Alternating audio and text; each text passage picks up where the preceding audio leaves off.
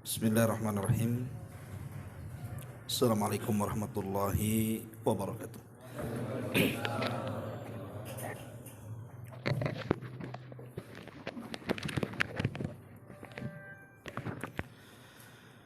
Alhamdulillah wassalatu wassalamu ala Rasulillah wa ala alihi wa sahbihi wa mawalah wa la hawla wa la quwata illa billahi wa ba'du. Kita lanjutkan kajian kita, masih membahas tafsir singkat dan kita masuk pada surah Al-Mutaffifin ayat yang keempat dan seterusnya. A'udzubillahi minasyaitonirrajim. Bismillahirrahmanirrahim. Ala yadhunnu ulaika annahum mab'utsun liyaumin 'adzim yauma yaqumun nasu lirabbil alamin kalla inna kitabal fujjari lafi sijjin wa ma adraka masijjin kitabum marqum wailu yauma idzin lil mukadzibin alladzina yukadzibuna biyaumiddin wa ma yukadzibu bihi illa kullu mu'tadin athim. Tidaklah mereka mengira bahwa sesungguhnya mereka akan dibangkitkan pada satu hari yang sangat besar, yaitu pada hari ketika semua orang bangkit berdiri menghadap Tuhan semesta alam. Sekali-kali jangan seperti itu. Sesungguhnya catatan orang yang durhaka itu benar-benar tersimpan dalam sijin. Dan tahukah engkau apa itu sijin? Sijin adalah kitab yang berisi catatan amal. Celaka pada hari itu bagi orang-orang yang mendustakan, yaitu orang-orang yang mendustakan pada hari pembalasan, dan tidak ada yang mendustakan pada hari itu kecuali setiap orang yang melampaui batas lagi berdosa. Taib ma'asyiral muslimin wal muslimat rahimakumullah. Ayat ini masih bicara tentang orang-orang yang curang dalam berniaga, di mana Allah Subhanahu wa taala mengancam mereka, orang-orang yang melakukan kecurangan itu. Tidakkah mereka mengira dengan perbuatan itu bahwa sungguh mereka akan dibangkitkan? Jadi kecurangan-kecurangan dalam timbangan, takaran atau meteran, atau curang dalam dagang secara umum, itu semua akan ada balasan pada hari kiamat. Pada hari di mana Allah Subhanahu wa taala akan membangkitkan mereka liyaumin 'adzim, pada satu hari yang sangat besar sekali. Kemudian Allah tafsirkan sendiri hari yang sangat besar itu maksudnya hari ketika semua orang bangkit menghadap Tuhan semesta alam.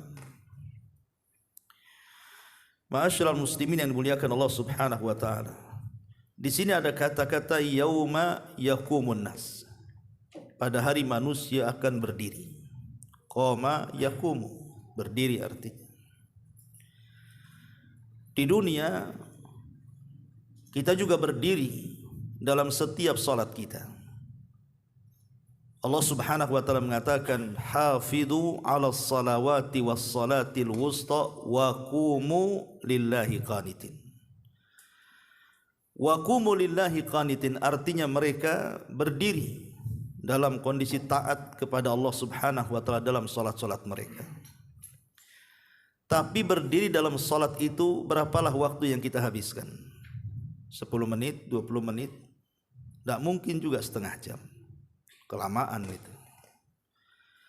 Tetapi berdirinya kelak pada hari kiamat menghadap Allah Subhanahu wa taala bukan 10 menit, 20 menit. Tetapi Allah Subhanahu wa taala katakan khamsina alfasana, 50.000 tahun berdiri. Artinya Allah Subhanahu wa taala sudah memberikan kesempatan kepada kita untuk berdiri tidak lama di dunia. Karena orang yang banyak berdiri di dunia itu, maka dia tidak akan banyak berdiri di akhirat. Tapi orang yang jarang berdiri salat di dunia, maka dia akan lama berdirinya di akhirat. 50.000 tahun Anda bisa bayangkan, itu bukan waktu sebentar. Makanya kenapa disebut al-qiyamah? Kenapa disebut al-qiyamah? Karena ada qiyamnya. Qiyamah itu diambil dari qiyam, qama yaqumu. Qiyaman. Artinya karena di balik kalimat kiamat itu ada kalimat al-qiyam. Liwujudil qiyam, karena ada berdirinya di situ. Kapan itu? Ketika manusia dikumpulkan di padang mahsyar, kondisi mereka berdiri. Dan mereka tidak ada yang duduk. Sebab kalau mereka duduk, maka mereka akan tenggelam dengan keringatnya. Apalagi berbaring, yang duduk pun tidak ada. Jadi kondisi mereka itu hanya berdiri dan menatap ke langit wajah-wajah mereka selama itu. Walaupun para ulama berselisih pendapat, apa semua orang berdiri pada hari kiamat itu selama itu? Khamsina alfasanah itu, 50.000 tahun. Maka ulama akidah mengatakan tidak. Maksudnya yang berdiri 50.000 tahun itu artinya orang-orang kafir. Jadi orang-orang kafir mereka akan berdiri khamsina alfasanah, 50.000 tahun pada hari kiamat. Tetapi orang-orang yang beriman sesuai dengan kadar keimanan mereka dan sesuai dengan hisab mereka. Kalau mereka orang-orang yang tidak termasuk orang-orang yang tidak ada hisab, seperti yang disabdakan Nabi SAW kepada orang-orang yang 70.000 orang yang masuk surga tanpa hisab dan azab itu, ya mereka tidak akan berdiri karena direct masuk surga masalahnya. Tetapi bagi orang-orang yang terkena hisab, tergantung hisabnya. Kalau hisabnya mudah, ya akan mudah juga, artinya tidak lama berdirinya. Tapi kalau hisabnya sulit, ya tentu akan lama, tapi tidak selama orang-orang kafir yang Allah katakan khamsina alfasana, 50.000 tahun itu. Makanya di sini Allah Subhanahu wa taala mengatakan yauma yaqumun nas li rabbil alamin. Pada hari manusia itu berdiri menghadap Rabb semesta alam. Ma'asyiral muslimin yang dimuliakan Allah Subhanahu wa taala. Lah sedikit cerita tentang peristiwa yang terjadi hari kiamat. Karena ini disinggung tentang bicara soal yaumul qiyamah. Jadi surah Al-Mutaffifin ini mengajarkan kepada kita tentang keimanan dengan hari akhir. Dan orang kalau tidak beriman dengan hari akhir, atau mungkin kurang keimanannya dengan hari akhir, maka biasanya akhlak mereka itu akan buruk.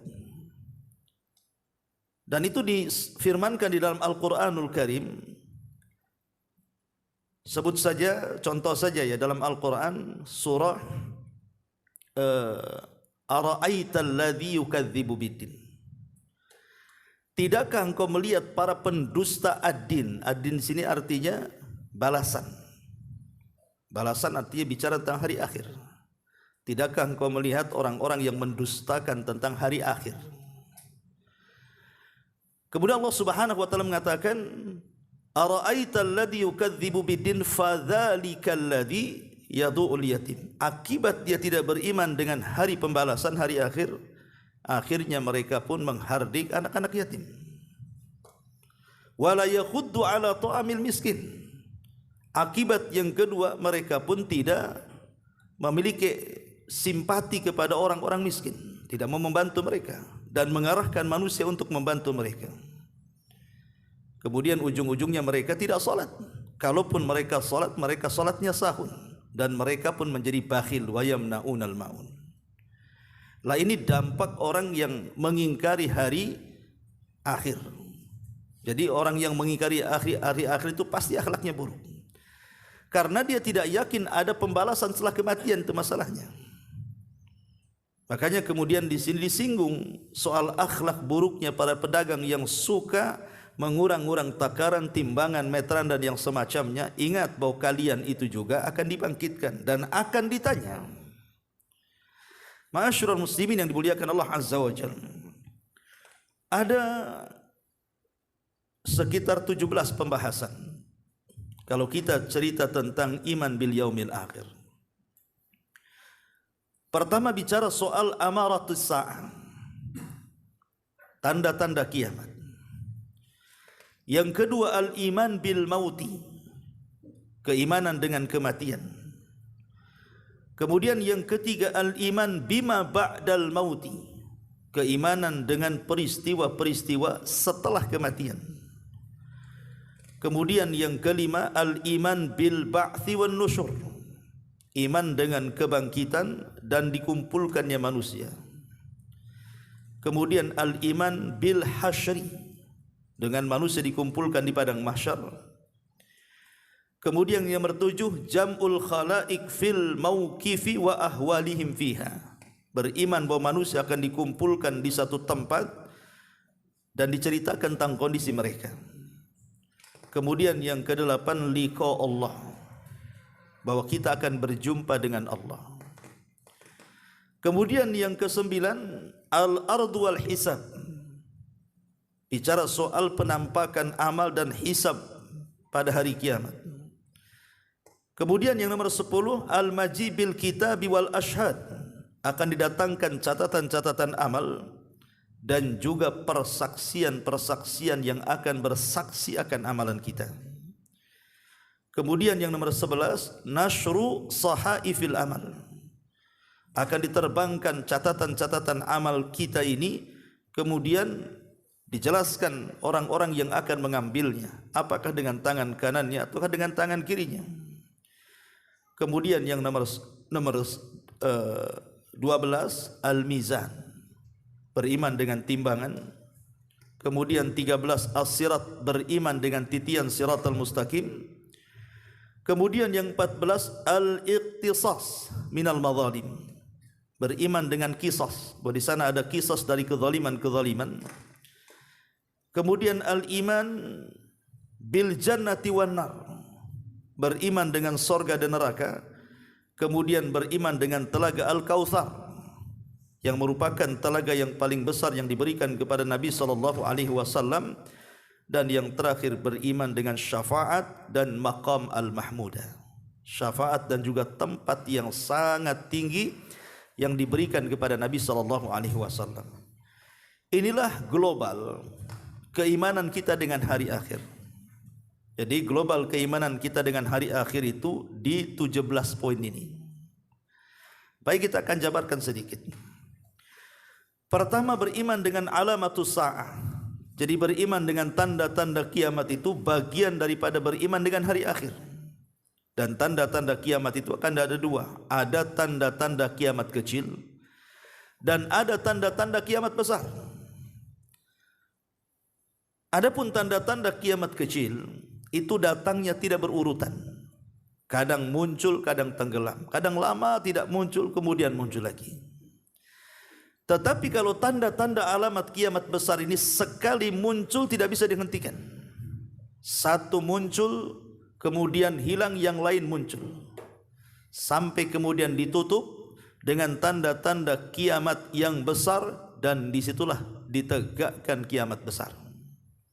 Di antaranya adalah munculnya Dajjal, itu yang pertama. Kemudian turunnya Isa bin Maryam.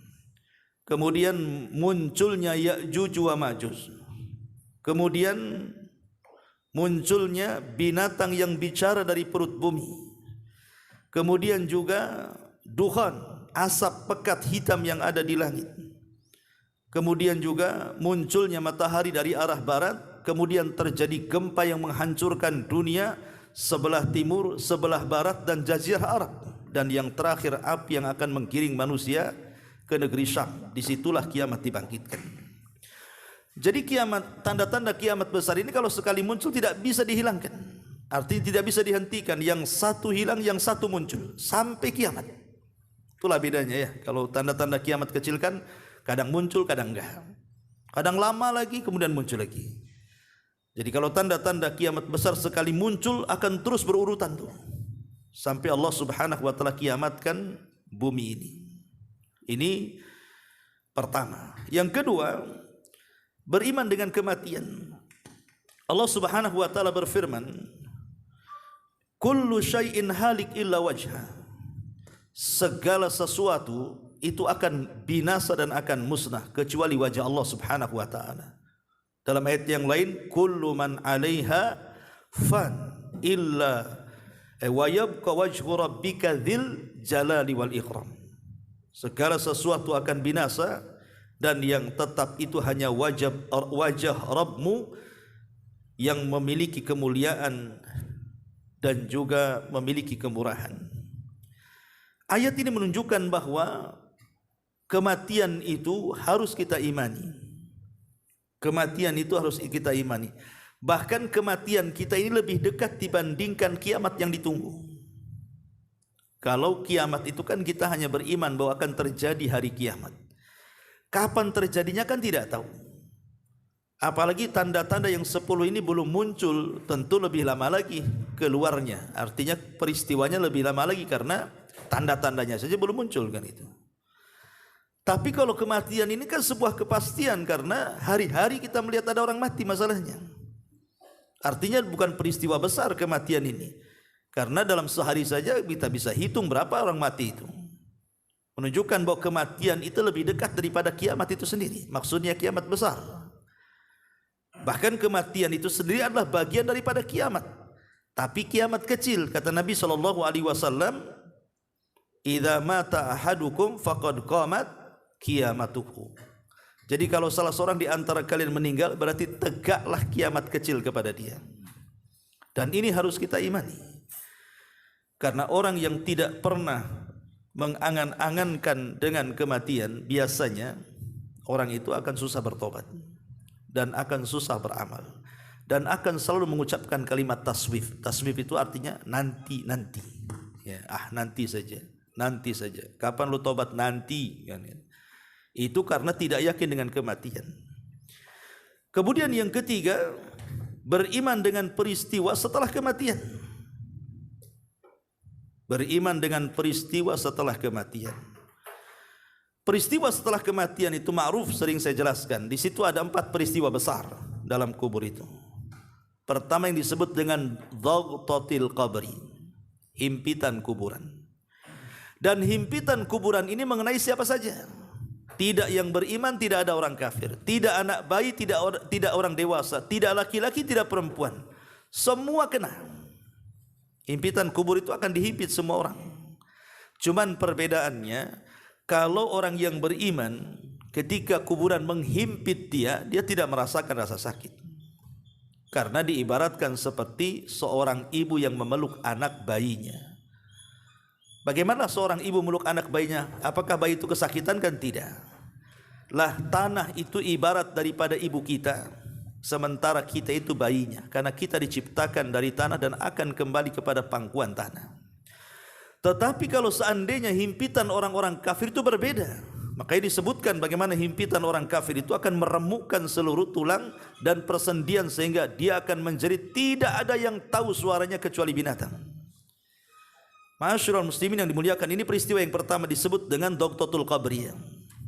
Bahkan sekelas Sa'd bin Ubadah, pemimpin Aus saja, kata Nabi SAW, kalau ada orang yang selamat dari himpitan kubur, maka Sa'adlah orangnya. Tapi Sa'ad pun tidak selamat. Ketika ada seorang bayi yang dikuburkan, kata Nabi SAW, kalau ada orang yang selamat dari himpitan kubur, tentu bayi ini yang akan selamat. Tapi dia pun tidak selamat, kata Rasul. Jadi himpitan kubur ini semua akan kena. Kemudian peristiwa besar yang kedua adalah fitnatul qabri.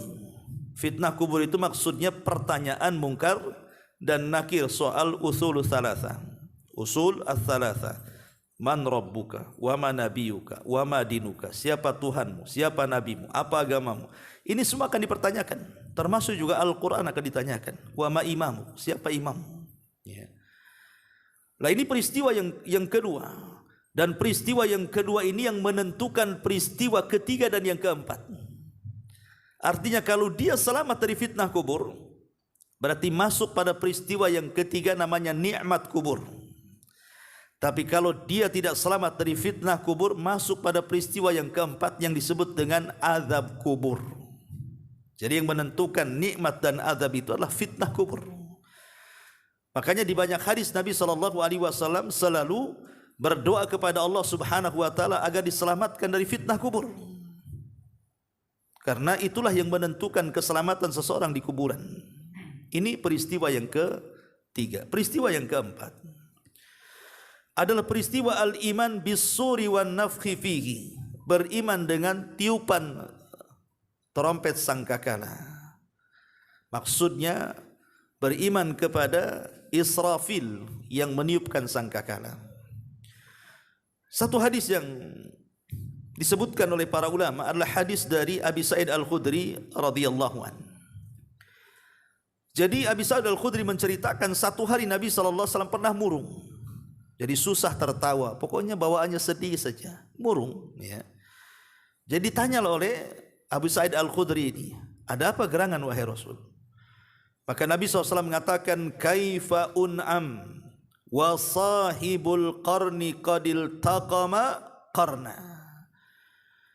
Kata Nabi SAW, bagaimana aku akan nikmat hidup sementara pemilik trompet siapa? Israfil sudah meletakkan ujung moncong trompetnya di mulutnya, siap ditiup dan siap mendapatkan izin Allah Subhanahu wa taala.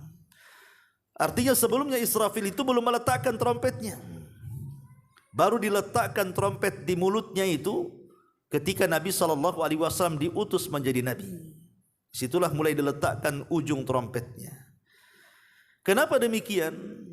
Karena dunia ini dengan kedatangan Nabi SAW semakin dekat dengan kiamat. Ya, karena dia adalah Nabi akhiruz zaman dan umatnya juga umat akhiruz zaman. Jadi dia adalah Nabi yang terakhir dan umatnya juga umat yang terakhir. Artinya tidak ada Nabi setelah Rasul dan tidak ada umat setelah umat Rasul. Berarti kan sudah dekat dengan kiamat, tinggal tunggu saja. Makanya Nabi SAW bicara seperti itu. Bagaimana aku akan nikmat hidup sementara trompet itu sudah diletakkan di moncong Israfil. Ya. Maka kemudian dalam hadis dilanjutkan, faka'anna dzalika thaqula ashabin ala ashabin Nabi sallallahu alaihi wasallam. Ketika para sahabat mendengar alasan Nabi sallallahu alaihi wasallam itu, maka merasa beratlah bagi para sahabat. Maka Rasul mengatakan, qulu hasbunallah wa ni'mal wakil. Katakan oleh kalian, cukuplah Allah sebagai pelindung dan dialah sebaik-baik pelindung. Ma'asyiral muslimin yang dimuliakan Allah Azza wa Jalla, terjadi silang pendapat memang di antara ulama. Berapa kali Israfil itu meniup trompet itu? Sangkakala ya. Al-Qaran itu kan seperti tanduk. Ada yang mengatakan 3 kali tiupan. Tetapi pendapat yang kuat wallahu alam, Israfil itu hanya meniup 2 kali tiupan. Yang mengatakan bahwa Israfil itu meniup 3 kali, maksudnya tiupan yang pertama adalah tiupan kejutan sehingga manusia pingsan. Kemudian tiupan yang kedua, tiupan kematian. Tidak ada jiwa yang selamat dari tiupan itu. Kemudian tiupan yang ketiga, tiupan kebangkitan. Itu yang membagi tiupan menjadi 3. Tapi yang membagi tiupan itu cuma 2, maka digabungkan antara kejutan, pingsan dengan kematian, itulah 1 tiupan. Jadi sekali tiup, maka manusia pingsan kemudian mati. Kemudian yang kedua kali tiup barulah manusia dibangkitkan. Dan itu disebutkan di dalam Al-Quran. Allah mengatakan, wa nufikha fis-sur fasa'iqa man fis samawati wa man fil ardh. Dan ketika trompet itu ditiupkan, maka seluruh penduduk langit dan bumi menjadi pingsan.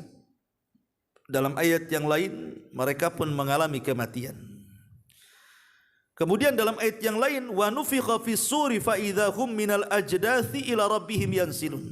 Dan pada tiupan yang kedua, tiba-tiba manusia keluar dari kubur-kubur mereka alias hari kebangkitan. Jadi dari sini kita tahu bahwa tiupan itu cuma 2. Tiupan kejutan, pingsan, kemudian dengan kematian 1 kali tiupan, barulah kemudian tiupan yang kedua disebut dengan tiupan kebangkitan. Lalu jarak antara tiupan pertama dengan kedua itu berapa jaraknya? Disebutkan dalam hadis Abu Hurairah radhiyallahu an bahwa jarak antara tiupan pertama ke kedua itu adalah di angka 40. Abu Hurairah tidak menyebutkan apakah 40 tahun bisa jadi, apakah 40 bulan bisa jadi, apakah 40 pekan bisa jadi, apa 40 hari bisa jadi. Yang jelas ketika Abu Hurairah radhiyallahu anhu ditanya, apakah 40 tahun, apakah 40 bulan, apakah 40 hari wahai Abu Hurairah? Abu Hurairah hanya mengatakan fa'abaitu, aku enggan menjawabnya katanya. Artinya ya di antara 40 itulah, bisa 40 hari, bisa 40 bulan, bisa 40 tahun, wallahu alam. Itu jarak tiupan yang pertama kepada tiupan yang kedua. Dan trompet itu ditiup di hari Jumat. Kata Nabi SAW, inna min afdali ayyamikum yaumal jum'ah. Hari terbaik di antara kalian adalah hari Jumat. Fihi khuliqa Adam. Di hari Jumat itulah Adam diciptakan. Wa fihi qubid. Di hari Jumat pula Adam diwafatkan. Wa fihi an-nafkhah. Di hari Jumat pula terompet ditiupkan. Wa fihi sa'qah. Di hari itu juga manusia diwafatkan. Fa'akthiru alayya minas salati fih, perbanyak kalian bersalawat kepadaku, fa inna salatakum ma'rudatun alayya, karena salawat kalian akan sampai kepadaku, kata Rasul. Dari sini menunjukkan bahwa kiamat itu terjadi di hari Jumat. Jelas harinya tapi tidak jelas tanggal, bulan dan tahunnya. Jadi kiamat itu hanya disebutkan harinya saja, hari Jumat, ya. Adapun tanggal berapa, bulan berapa, tahun berapa, tidak ada yang tahu kapan Israfil meniup sangkakalanya. Bahkan malaikat Jibril yang sesama malaikat saja tidak tahu. Ketika dia bertanya kepada Nabi SAW kapan kiamat, maka Nabi SAW hanya mengatakan mal mas'ulu anha bi'a'lama minas sa'il. Tidaklah orang yang ditanya lebih paham dibandingkan orang yang bertanya. Maknanya kata syurahul hadis, Nabi dan Jibril sama-sama tidak tahu. Nah, kalau Nabi tidak tahu kapan kiamat, Jibril pun tidak tahu kapan kiamat, muncul pula orang yang meramal soal kiamat. Lah, siapa kamu ini? Hebat pula, lebih hebat daripada Jibril lagi, lebih hebat dari Nabi SAW. Nabi saja tidak dapat wahyu kan memberitahu kapan kiamat, cuman hanya diberitahu harinya saja. Ini dia bisa meramal tuh. Ya, naudzubillah. Ya, ini dunia perdukunan. Ya. Kemudian juga yang kelima, al-iman bil ba'thi wan nusyur. Setelah kemudian manusia dikiamatkan, artinya semua manusia diwafatkan dengan adanya kiamat. Maka kemudian Israfil diperintah kembali oleh Allah Subhanahu wa taala untuk meniupkan kedua kalinya. Lah, tiupan kedua kalinya itulah yang disebut dengan al-ba'tsu wan nusyur. Maka manusia akan bangkit dan manusia akan dikumpulkan. Sebagian para ulama mengatakan, ulama-ulama akidah, antum bisa baca dalam kitab-kitab akidah itu. Jadi saat kemudian Israfil membangkitkan itu, sebelum trompet itu ditiupkan, maka Allah Subhanahu wa taala akan turunkan hujan. Dan hujan ini akan membasahi seluruh bumi yang sudah berganti bentuk. Memang terjadi khilaf pendapat. Kemarin saya tanyakan kepada Syekh Ali Ar-Radai yang datang ke sini tentang apakah bumi yang dikatakan dalam Al-Quran yauma tubaddalul ard ghairal ard, bahwa bumi akan diganti dengan bumi yang lain. Apa yang dimaksud bumi ini akan dilenyapkan kemudian diganti bumi yang lain? Ataukah bumi ini pula yang menjadikan kita pijakan cuman bentuknya saja dirubah? Ya. Maka beliau mengatakan ini khilaf panjang para ulama akidah. Ada yang mengatakannya memang diganti dengan bumi yang baru, tapi ada yang dikatakan tidak diganti, cuman diganti bentuknya. Dan itu berdasarkan isyarat firman Allah Subhanahu wa taala, wal ardu muddat wa alqat ma fiha wa takhallat. Kalimat wal ardul muddat, dan bumi dihamparkan kemudian dikuatkan oleh hadis Nabi SAW, di mana bumi ini akan didatarkan, tidak ada yang tinggi, tidak ada yang merendah, tidak ada bukit, tidak ada lembah, bahkan tidak ada maklam. Maklam itu artinya tidak ada alamat-alamat yang menunjukkan arah sana arah sini. petunjuk sana, petunjuk sini. Murni bumi itu hanya datar dan warnanya putih seperti tepung. Seolah-olah tidak pernah berbuat dosa orang-orang yang di atasnya. Lah ketika bumi dalam bentuk seperti itulah, maka Allah Subhanahu wa taala turunkan hujan. Kemudian setelah diturunkan hujan, hujan inilah mengenai setiap tulang ekor manusia yang sudah hancur tuh. Kan manusia itu kan terkadang dikubur hancur. Dagingnya hancur, bahkan tulang belulangnya juga hancur. Tapi ada satu tulang yang tidak akan dihancurkan sejak Adam sampai kiamat, yang disebut dengan tulang ekor manusia. Itu tidak akan hancur. Walaupun bagaimanapun tidak akan hancur. Walaupun tidak kelihatan dan bisa dilihat oleh alat-alat canggih tertentu, tapi tulang ekor itu tidak akan hancur. Karena dari situlah Allah Subhanahu wa taala menciptakan kita. Lah hujan itulah mengenai tulang ekor. Setelah kemudian hujan itu mengenai tulang ekor, disitulah Allah Subhanahu wa taala ciptakan kembali manusia, dikembalikan tulangnya, dagingnya, semuanya dikembalikan. Baru kemudian setelah itu Allah Subhanahu wa taala lemparkan jasad-jasad itu ke permukaan. Wa akhrajatil ardu athqalaha, dan kami keluarkan beban-beban bumi itu ke atas bumi. Lah saat jasad manusia sudah bergelimpangan di atas bumi, dan itu campur baur ikhwan, bukan hanya manusia ya, tetapi juga binatang-binatang juga akan dihidupkan kembali. Lah disitulah Allah Subhanahu wa taala memerintahkan Israfil untuk meniupkan sangkakalanya yang kedua kali. Baru setelah tiupan yang kedua, Allah buka pintu ruh yang ada di Iliyin, dan Allah buka pintu ruh yang ada di Sijin.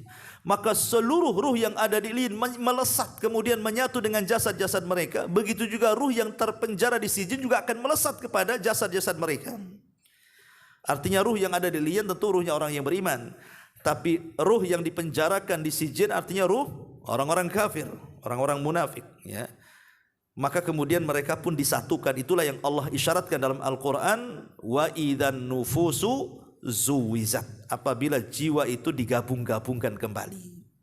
Disitulah terjadi al-ba'tsu wan nusyur, artinya kebangkitan, kemudian an-nusyur, yang kemudian terjadilah al-hasyr.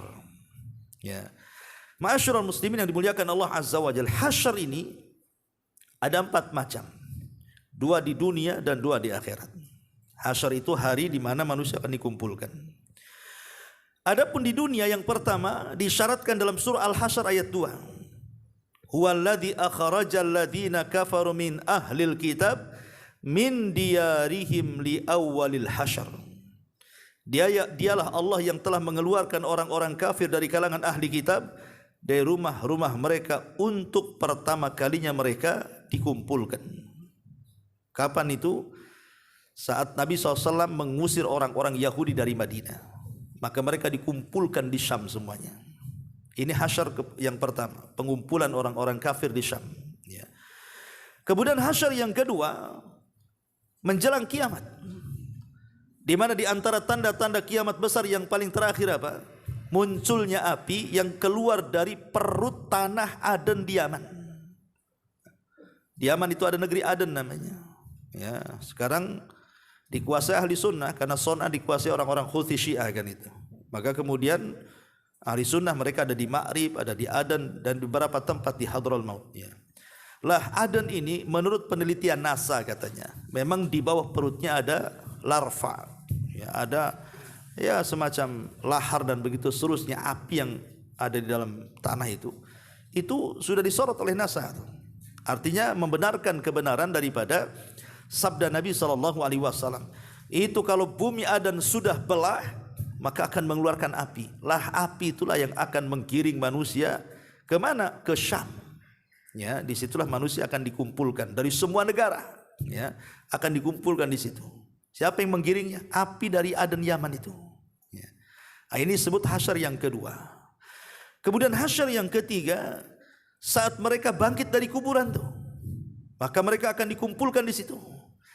Kemudian hasyr yang ketiga tentu digiringnya mereka ke satu tempat, yang kemudian disitulah manusia berdiri selama 50.000 tahun. Itu namanya hasyr.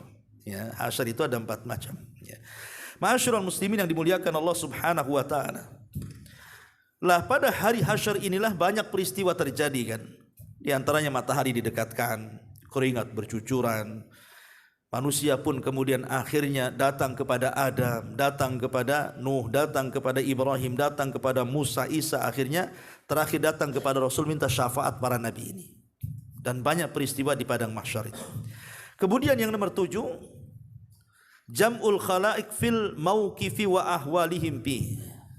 Wa ahwalihim fi artinya mulailah manusia mengelompokkan manusia di situ. Allah mulai mengelompokkan di padang mahsyar itu. Jadi orang kafir dikelompokkan sendiri, orang munafik dikelompokkan sendiri, orang-orang yang beriman dikelompokkan sendiri, termasuk para penyembah sesembahan di dunia akan dikelompokkan dengan sesembahannya.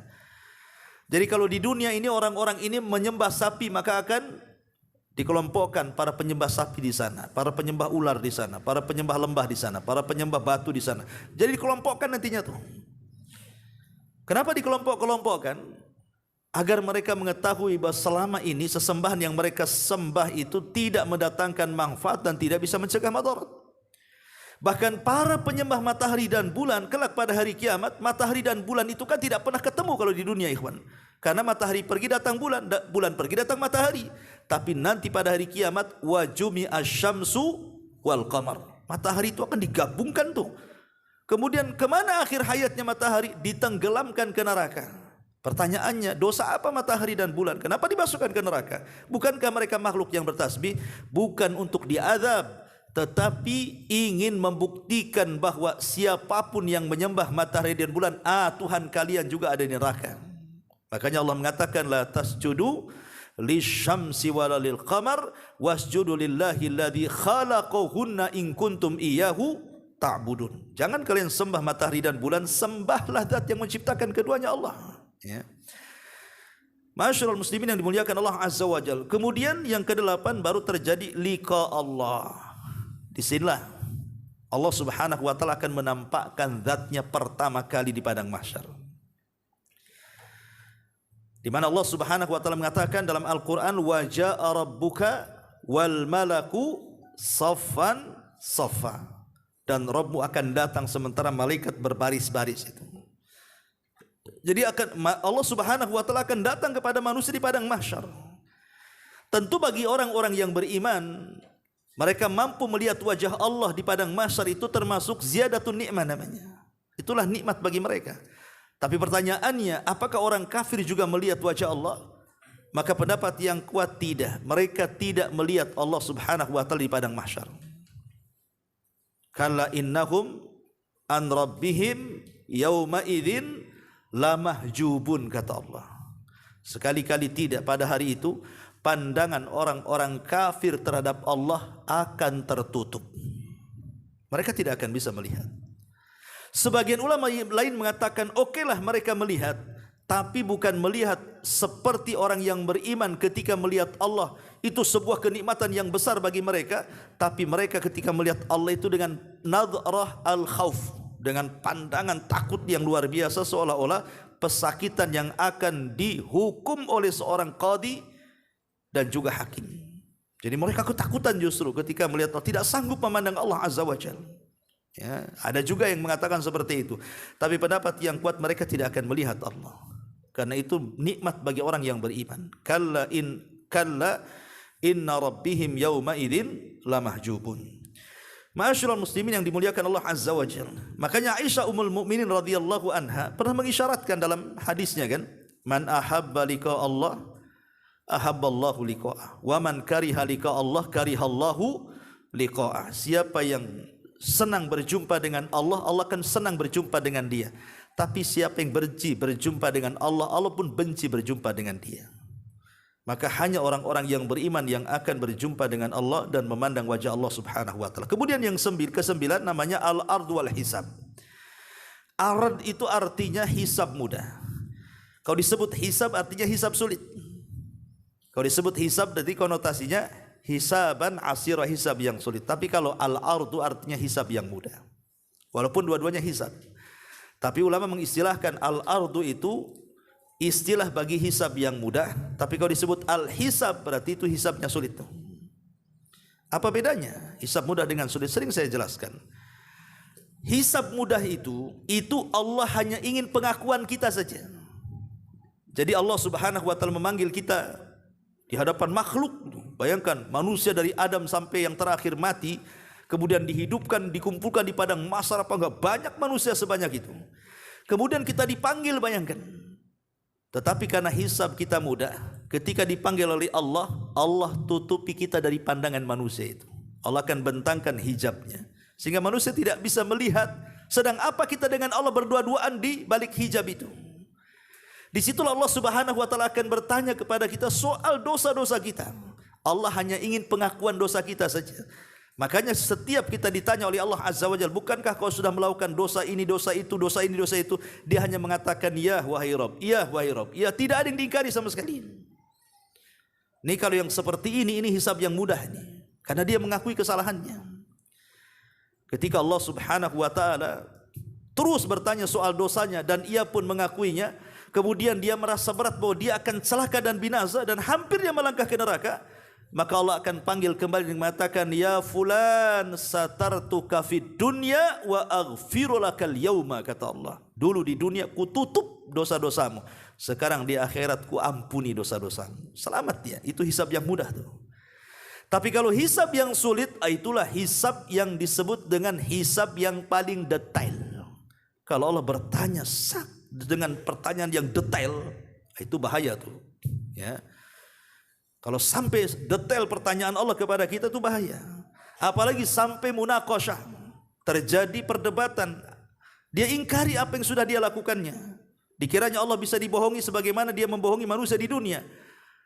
Terjadilah kemudian munaqasyah di situ. Ini kalau sudah terjadi munaqasyah, dialog, perdebatan antara Allah dengan orang yang sedang dihisab, celaka orang seperti ini. Kata Aisyah radhiyallahu anha, laisa ahadun yuhasabu yaumal qiyamah illa halak, katanya. Tidak ada satupun manusia yang dihisab pasti binasa. Pasti binasa. Itulah hisaban asir, hisab yang sangat sulit, terjadi perdebatan. Sebab kalau sudah seperti itu, maka yang ke-10-nya beriman dengan kitab dan saksi. Mau ngelak dari mana coba? Kau mengatakan kau tidak berbuat dosa, ini catatanmu ada di sini. Kan itu ya. Karena catatan itu akan mencatat segala sesuatu yang kecil ataupun yang besar. Siapa yang mau ngelak dari catatan coba? Kalau dia mengelak dari catatan, ada saksi lagi di situ. Dan saksi ini bukan siapa-siapa.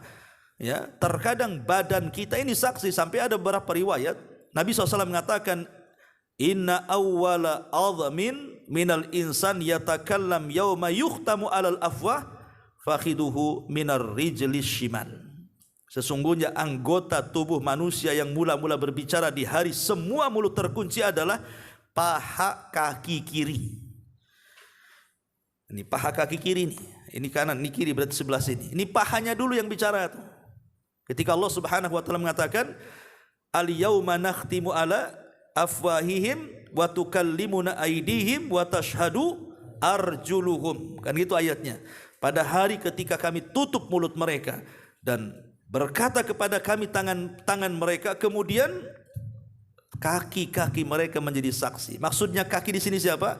Kaki yang mana? Kaki yang kiri dulu, kata Rasul, yang akan bicara menjadi saksi, ya. Kemudian juga dalam riwayat, innakum tud'auna mufaddamah afwahukum bil fidam fa awwalu ma yus'al an ahadikum fakhiduhu wa katifuhu. Sesungguhnya kalian kelak akan dipanggil dalam keadaan mulut kalian terkunci dengan adanya penyumbat, maka anggota tubuh seseorang dari kalian yang pertama dihisab atau ditanya adalah paha dan bahunya. Jadi paha kita dan bahu kita akan ditanya. Itulah yang pertama kali menjadi saksi. Baru kemudian yang lainnya, seperti Allah Subhanahu wa taala mengatakan dalam surah Fussilat 21, wa qalu lijuludihim lima syahidtum alaina qalu antaqana Allah alladzi antaqa kulla syai'in. Dan mereka berkata kepada kulit-kulit mereka sendiri, mengapa kalian menjadi saksi terhadap kami? Jadi kulit ini menjadi saksi kepada badannya. Akhirnya dimarahi oleh badannya. Kulit, kenapa kau bersaksi untuk badanmu sendiri? Kata. Tapi apa kata kulit? Antaqana Allah. Allah yang buat aku bicara masalahnya. Allah yang membuat aku bicara.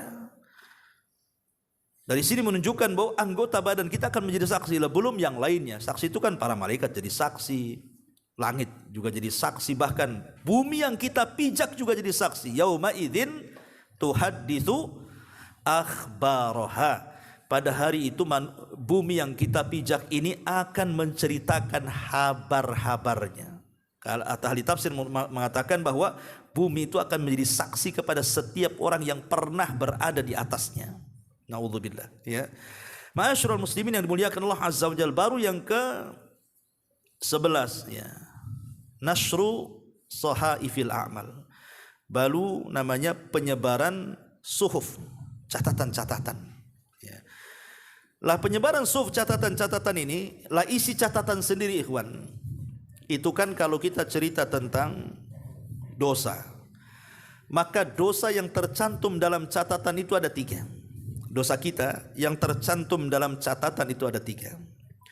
Yang pertama, dosa yang tidak akan pernah diampuni oleh Allah Subhanahu wa taala selamanya. Itulah dosa kesyirikan. Yang kedua, dosa yang Allah Subhanahu wa taala tidak peduli dengan dosa itu. Kalau Allah mau Allah ampuni, kalau Allah mau Allah adab. Kemudian yang ketiga, dosa yang berkaitan dengan ampunan yang ditangguhkan. Itulah dosa sesama kita. Lah 3-tiganya ini tercatat dalam catatan suhuf itu. Nah, kita termasuk kepada yang mana tuh? Ya. Karena itu yang menentukan keselamatan kita itu. Makanya kenapa Nabi SAW ketika ditanya oleh Aisyah radhiyallahu anha, ya Rasulullah, atadhkuru bi ahlika yaumal qiyamah, apakah engkau akan ingat aku nanti pada hari kiamat wahai Rasul?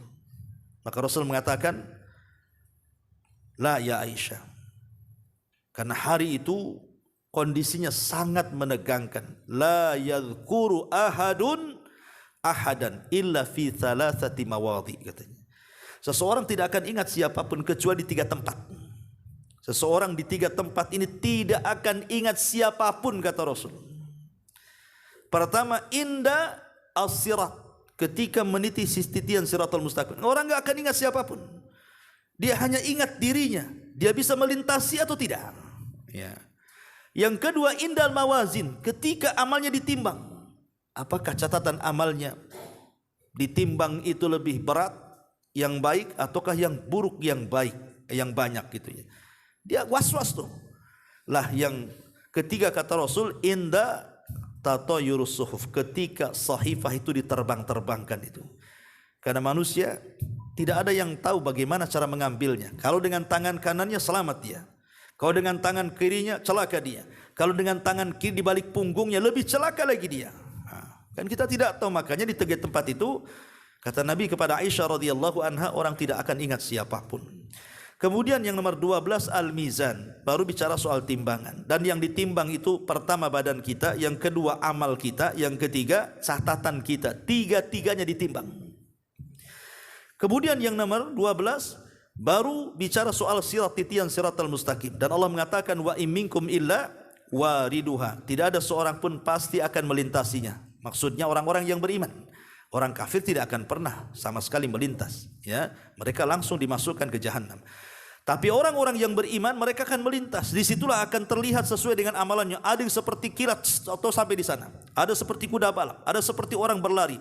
Ada orang merangkak. Macam-macam. Ada orang yang terjungkal juga ke dalam jahanam. Naudzubillah. Karena memang kondisinya juga luar biasa. Karena sirat ini satu, licin sekali. Yang kedua, menggelincirkan sekali. Yang ketiga, memiliki besi pengait yang sangat besar, sehingga orang tidak mudah kemudian lewat begitu saja. Yang keempat, mudah terpeleset. Yang keenam, dia lebih halus dibandingkan rambut dan lebih tajam dibandingkan pisau. Kemudian berbelok-belok dan tidak diam, artinya bergerak. Jangankan lagi sekelas rambut, tambang kapal saja kalau antum pamannya gantung dari tiang listrik ke tiang listrik, antum suruh naik di atas kemudian digoyang-goyang, gimana caranya orang berjalan? Hanya amalan yang menyelamatkan dia, ya. Kemudian yang nomor 14 baru cerita kisos. Kisos ini ada 2 macam, ya. Ada kisos antara kafir dengan kafir atau orang yang beriman dengan orang kafir. Itu peristiwanya sebelum titian sirat. Karena orang kafir tidak mungkin meniti titian sirat. Maka semua kisos yang berkenaan dengan orang kafir itu sebelum titian. Baik orang kafir dengan orang kafir, atau orang yang beriman dengan orang kafir, atau orang kafir dengan orang yang beriman. Ya. Tetapi kalau kisosnya antara orang yang beriman dengan orang yang beriman, itu setelah titian. Disitulah yang disebut dengan kontoroh, kata Rasul. Kontoroh disitulah tempat di mana Nabi SAW pernah mengatakan bahwa disitulah tempat orang-orang yang muflis. Atadruna mal muflisu hadil ummah. Siapa ya di antara kalian yang tahu orang yang bangkrut di antara umat ini? Sahabat mengatakan, ya orang bangkrut ya orang yang habis uang dinar dirhamnya. Bukan itu kata Rasul, tetapi orang yang membawa pahala di satu sisi, tapi di sisi lain membawa dosa, pernah mendolimi si fulan, menumpahkan darah si fulan, mengambil hak si fulan, mencaci maki si fulan, dan begitu seterusnya. Lah di sini terjadi kisos. Sampai Abdullah ibn Abbas radhiyallahu anhuma menceritakan tentang kisah orang yang dibunuh. Jadi kata Abdullah ibn Abbas radhiyallahu anhu, dia mengatakan orang-orang yang dibunuh itu mereka semua datang menghadap Allah tanpa kepala. Walaupun di dunia tidak dibunuh dengan cara itu. Boleh jadi dibunuhnya diracun, boleh jadi dibunuhnya dengan cara kemudian dipukul kemudian mati. Tapi nanti pada hari kiamat orang-orang yang jadi korban pembunuhan itu datang menghadap Allah tanpa kepala. Di mana kepalanya? Kepalanya dipegang tangan kanannya, kemudian tangan kiri menyeret orang yang membunuhnya. Kemudian menghadap Allah Subhanahu wa taala dan mengatakan, "Ya Rabb, sal hadza lima qatalani." Ya Rabb, tanya orang ini, kenapa dia sampai membunuhmu? Termasuk bayi-bayi yang dibunuh oleh orang tuanya. Mereka datang tanpa kepala sambil menjinjing kepala dengan tangan kanannya, ditarik orang tuanya. Kemudian Allah katakan, "Wal mau'udatu su'ilat bi ayyi dzambin qutilat." Mereka juga akan ditanya tuh, atas dosa apa aku dibunuh dengan orang tuaku tuh. Ya. Itulah ngerinya kisah pada hari kiamat. Lah Syekh Utsaimin rahimahullahu taala mengatakan, kenapa orang-orang yang sudah berhasil meniti titian Shiratal Mustaqim dengan susah payah masih juga mereka dibuat kisos. Jadi kisos ini adalah kisos sebagiannya juga pengulangan kisos di dunia. Jadi orang-orang yang sudah kisos di dunia tetap ada kisos di akhirat. Kenapa? Karena kisos di dunia ini tidak akan pernah merasakan keadilan. Sehebat apapun orang menegakkan keadilan dengan kisos, pasti masih ada kekurangan. Tapi kalau sudah di peradilan Allah Subhanahu wa taala, itulah seadil-adilnya keadilan. Ya, kita banyak kantor-kantor pengadilan, tetapi tidak ada keadilan di situ. Sering saya contohkan, kalau seandainya ada orang baik dibunuh sama orang jahat. Orang baik ini dia yang menalangi semua nafkah keluarganya. Dan dia pun sangat baik dengan keluarga, tetangga, dan manusia-manusia yang lainnya. Karena kebaikannya menolong orang, atau mungkin dia seorang ustadz, atau mungkin seorang pendakwah, dan begitu seterusnya. Yang membunuh preman. Masuk ke pengadilan.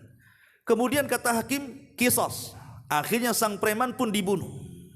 Pertanyaannya, apakah si preman yang sudah membunuh ustadz, kiai, ajengan, atau orang baik ketika sama-sama dikisos tegak keadilan? Tidak. Ini sama sekali belum merasakan keadilan, ikhwan. Kenapa? Karena orang baik ini keberadaan dia bermanfaat untuk keluarganya, bermanfaat untuk orang lain. Adapun si preman dengan kematiannya, memang dia nggak manfaat orang lain kan? Keadilannya di mana di sini? Walaupun sudah sama-sama dikisos lah. Lah karena masih ada kekurangan keadilan di dunia, nanti diulang pada hari kiamat itu. Kata Syekh Utsaimin, kenapa demikian? Supaya ketika kisos itu ditegakkan dan keadilan ditegakkan, dan ketika semua sudah ditegakkan, orang-orang yang masuk surga itu sudah tidak ada lagi dendam dalam hatinya. Itu yang disebut dengan Rabbana ighfir lana wa li ikhwanina alladhina sabaquna bil iman wa la taj'al fi qulubina ghillan lilladzina amanu, supaya tidak ada ghilan, kedengkian kepada orang-orang yang beriman, sehingga masuk surga itu semua sudah satu hati. Ya, tidak ada lagi dendam di antara mereka. Baru kemudian yang ke-16 bicara soal al-jannatu wan nar, surga dan neraka. Kemudian ke-16 bicara soal telaga Kautsar. Dan yang terakhir bicara syafaat dan maqaman mahmuda yang ada di sorga sana, khusus bagi Nabi sallallahu alaihi wasallam. Lah ini semua adalah peristiwa-peristiwa yang berkaitan dengan hari akhir. Wallahu alam. Ini yang bisa sampaikan sebelum saya tutup. Silahkan kalau ada yang bertanya. Ya.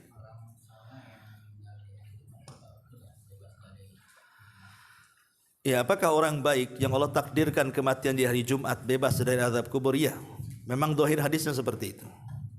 Jadi orang yang meninggal di hari Jumat maka dia akan terbebas dari fitnah kubur.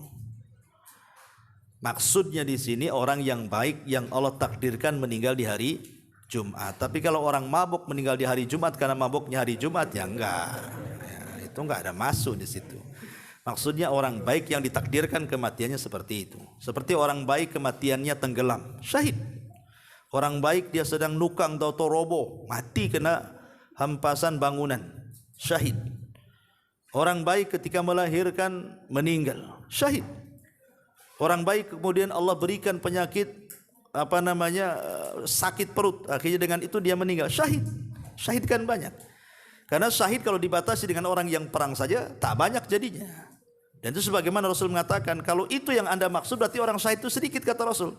Kemudian Rasul menyebutkan orang yang terkena reruntuhan, orang yang tenggelam, orang yang penyakit kolera, orang yang melahirkan, disebutkanlah orang-orang yang mati syahid itu. Artinya orang baik yang Allah takdirkan kematiannya seperti itu. Ya, wallahu a'lam. Iya. Waalaikumsalam. Kita ini suatu masjid, kemudian kita hijrah. Ketika hijrah kita mengikuti apa yang kata Allah, qul in kuntum tuhibbunallah fattabi'uni, kan? Iya. Kemudian kita ikuti itu secara istiqomah semampu kita, yang wajib jelas wajib. Oke. Yang sunnah sesuai kemampuan kita amalkan. Iya. Apakah kita bisa dapat masuk kategori 70.000 sahabat yang masuk surga tanpa hisab? Iya. Iya, alhamdulillah. Hadis tentang sab'una alfan yadkhulunal jannah bighairi hisabin wala adzab itu sudah disebutkan sifat-sifatnya. Pertama, alladzina la yastarqun, orang yang tidak minta ruqyah. Ini pun menjadi catatan ulama, kata Syekh bin Baz. Kalau minta diruqyahnya itu karena tidak ada pengobatan kecuali dengan ruqyah, maka tidak mengapa. Memang tidak bisa disembuhkan penyakit ini kecuali dengan ruqyah, maka tidak ada masalah. Tapi kalau ada perobatan yang lain, kemudian dia memudah-mudahkan datang kepada ustadz, kiai, ajengan, kemudian mengatakan tolong ruqyah saya, itu yang jadi masalah. Kenapa demikian? Karena akan mengurangi tawakal. Makanya ketika para ulama bicara soal tawasul, tawasul yang disepakati itu dua, yang satu diperselisihkan. Satu, tawasul dengan nama dan sifat bagi Allah sepakat dibolehkan. Yang kedua, tawasul dengan amal soleh sepakat dibolehkan. Yang ketiga yang diperselisihkan para ulama, tawasul dengan meminta doa orang yang soleh yang masih hidup. Ini perselisihkan para ulama. Ya. Ada yang mengatakan sunnah karena Ukasha bin Mihsan minta doa Nabi. Wanita yang kena ayan minta doa Nabi. Umar minta doa Abbas, berarti sunnah. Tapi yang mengatakan tidak, ini tidak sampai kepada sunnah, ini mubah saja. Kenapa? Karena asal daripada doa itu tidak menjadikan perantara siapapun. Karena Rasul mengatakan kepada Abdullah ibn Abbas, idza sa'alta fas'alillah. Kalau minta kepada Allah, jangan lewat perantara orang. Ini yang jadi perselisihan para ulama tentang tawasul, meminta doa kepada orang itu, karena menjadikan wasilah masalahnya. Ya, tapi kalau kebolehannya boleh-boleh saja. Tapi kalau sampai mengatakan sunnah, itu yang kemudian diperselisihkan para ulama. Tapi kalau tawasul dengan nama-nama Allah dan sifatnya, tawasul dengan amal soleh, tidak ada khilaf ulama yang masalah ini. Yang jadi khilaf itu saja. Kembali kepada masalah minta ruqyah. Lah minta ruqyah itu sama dengan ini. Ya, karena sebaik-baik orang mengobati adalah mengobati diri sendiri, minta kepada Allah kesembuhan, bukan minta perantara orang, karena akan mengurangi tawakal.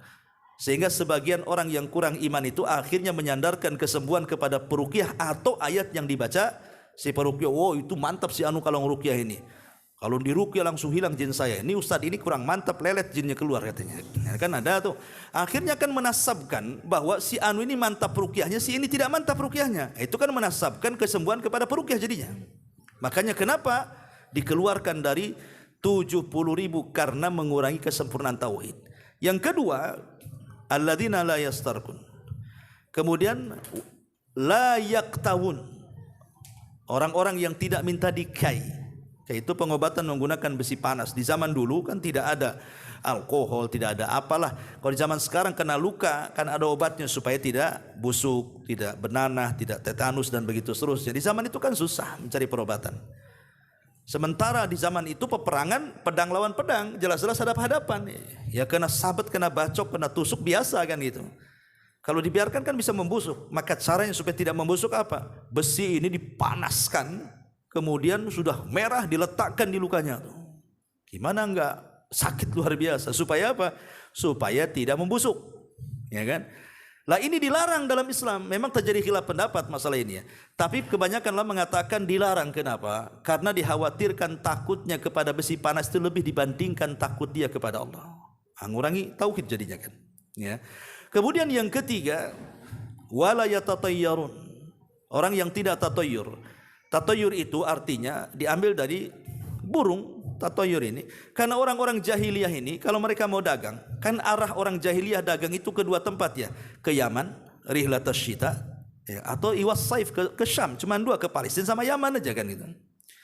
Tapi orang-orang jahiliyah ini kan tatayyurnya tinggi, mereka akan terbangkan burung tuh. Kalau mereka menerbangkan burung, kok burung itu asing ngarah ke Syam aja nggak pernah ke Yaman, mereka nggak akan berangkat. Makanya mereka menganggap Syam disebut Syam itu karena tasya'um, menganggap sial. Pokoknya kalau terbangnya ke arah Syam tidak mau dia berangkat. Tapi kalau ke arah lain berangkat mereka. Nah, itu tatayyurnya zaman jahiliyah. Tapi kemudian berkembang. Tatayyur zaman sekarang bukan menggunakan media burung saja. Dan bukan burung diterbangkan saja. Terkadang suaranya kayak perkutut gitu kan. Kemudian juga bukan hanya ke burung. Ya ke cicak, ke lohan, ke janda bolong. Daun janda bolong kan gitu ya. Kan macam-macam kan. Ada orang buat hoki sana sini kan. Sehingga kemudian para ulama akidah ketika memberikan definisi tentang tatayyur itu, maksudnya sesuatu yang dianggap membawa sial, baik sesuatu yang masmu. Maksudnya suara, dengar suara, oh ini ada masalah nih. Burung gagak tengah malam bersuara, ada masalah. Nah, gitu ya. Ataupun mar'i yang dilihat, melihat sesuatu ini. Tahu-tahu nabrak kucing, nampak kucingnya. Ini sial nih. Kemudian nengok ular besar ketika ngelewat, ada apa-apa ini? Gitu ya. Jadi bisa apa yang didengar, apa yang dilihat, apa yang dimimpikan. Karena ada orang-orang yang bermimpi buruk itu jadi kepikiran tuh. Ada itu seperti itu. Jadi semuanya juga sampai kepada masalah angka, sampai kepada masalah kesemutan dan yang lain sebagainya. Ini kalau kesemutan sebelah kiri ini apa itu tandanya? Bukan debt collector datang. Kalau sebelah kanan ya ini ada orang sedekah nih kan. Intinya bahwa tatayyurnya macam-macam. Nah ini yang ketiga. Yang keempat, ini yang paling berat. Yang keempat ini syaratnya yang paling berat. Yang keempat, wa ala rabbihim yatawakkalun. Dan kita disuruh untuk tawakal. Ini yang berat. Yang berat itu tawakal. Ya, kalau yang lain masih bisa diusahakan kan. Tapi tawakal ini susah. Karena sedikit-sedikit kita ini mudah mengeluh masalahnya. Sakit sedikit mengeluh, sakit ekonomi sedikit dikeluarkan dari PT mengeluh, tetangga ngomong apa-apa ngeluh. Susah tawakalnya kita ini. Karena itu kita ini ahli mengeluh masalahnya. Ya, tawakalnya kepada Facebook. Nah, akhirnya dia tulis dari Facebook akhirnya. Bukan kepada Allah. Ini berat tawakal ini. Ya, memang harus diuji. Makanya puncak daripada tauhid adalah tawakal. Nah, jadi bukan bicara soal apakah kita masuk dalam 70.000 itu karena Rasul tidak menyebutkan orangnya. Lain dengan kalau membicarakan al-mubasyiruna bil jannah kan 10 sahabat yang dijanjikan Rasulullah disebut satu-satu namanya. Tapi yang 70.000 masuk surga tanpa hisab dan adab tidak disebut namanya, hanya disebut sifatnya. Maka siapapun yang masuk pada 4 sifat ini dia masuk, itu maksudnya. Tetapi apakah 70.000? Tidak. Karena ada riwayat yang lain dari 1.000 orang itu akan membawa 1.000 lagi, membawa 1.000 lagi, membawa 1.000 lagi. Karena ada riwayat seperti itu. Artinya banyak sebenarnya, bukan 70.000 saja. Bukan batasan gitu maksudnya ya. Karena masing-masing akan membawa ribuan lagi dalam riwayat itu. Wallahu a'lam. Baik, sampai di sini. Subhanakallahumma bihamdika asyhadu an la ilaha illa anta astaghfiruka wa atubu ilaik. Allahu taala alam. Assalamualaikum warahmatullahi wabarakatuh.